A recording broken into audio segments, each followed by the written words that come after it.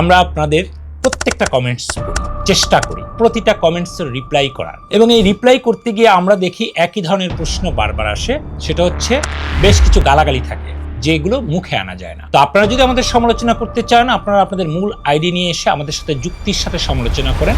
আমরা সেইভাবে আবার নিজেদেরকে যুক্তি থাকলে আমরা পাল্টা যুক্তি দিয়ে সেটাকে খণ্ডন করব। এটাই গণতন্ত্র। গালাগালি কখনোই গণতন্ত্রের ঠিকানা হতে পারে না। দ্বিতীয় যে প্রশ্ন, আপনারা বারবার বলেন চাঁদাবাজি চাঁদাবাজি চাঁদাবাজি, বিএনপি চাঁদাবাজের দল। আচ্ছা ভাই, আমি আগেই বলছি চাঁদাবাজি একটি ফৌজদারি অপরাধ।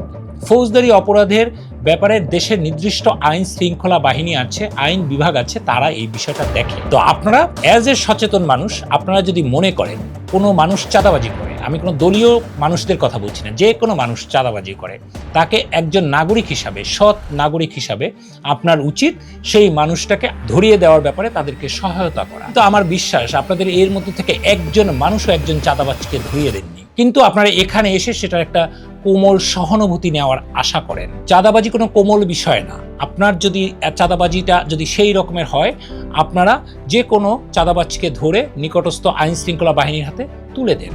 আর যদি বিএনপির সেই মানুষটা হয় এবং আপনি যদি এই ঘটনা উদ্ঘাটন করে থাকেন, আপনি যদি আইন শৃঙ্খলা বাহিনীকে সাহায্য করে থাকেন, তাহলে অবশ্যই আমাকে জানাবেন। আমি আপনার প্রতি এই রকমেরই কোনো আলোচনায় আপনার প্রতি কৃতজ্ঞতা প্রকাশ করে আপনাকে বাহাবা দিব, আপনাকে স্যালুট জানাবো।